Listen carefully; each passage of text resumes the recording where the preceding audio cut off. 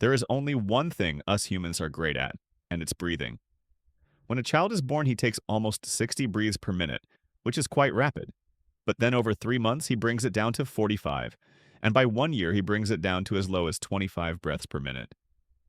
Now, all this is pretty amazing, but just look at the time span. It took the child 1 year to master the art of breathing. Now, 1 year is 52 weeks, which is 365 days.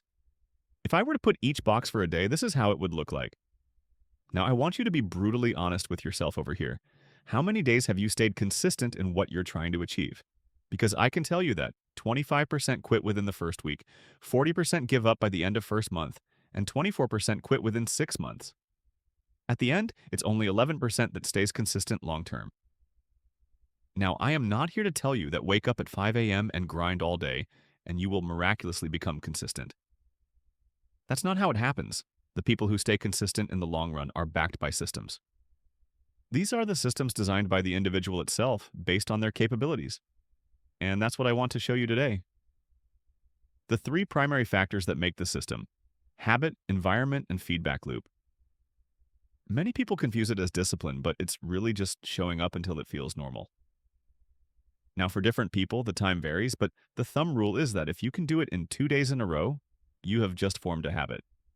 Just pick something so easy that you can start.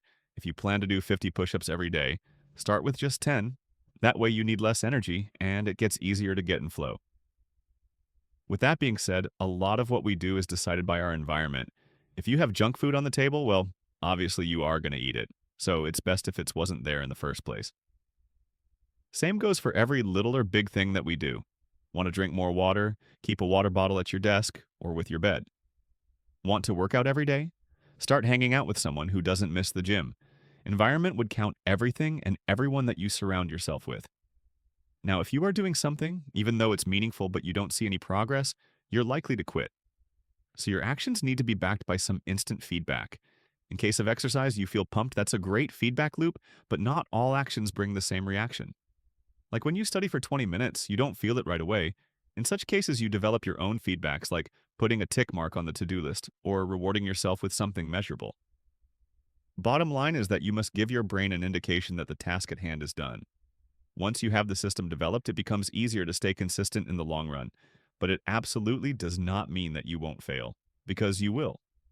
No matter how good you get, you'll still break the system.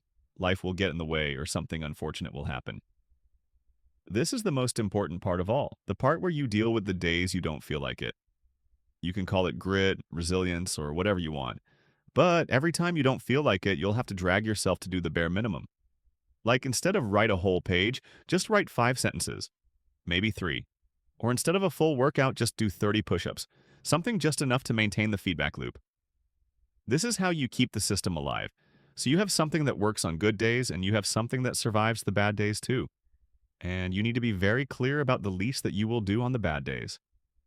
Because if it's not something you can do, you are setting yourself up for another failure. Just remember that consistency is not about hitting 100% every day. Rather, it's about never hitting zero.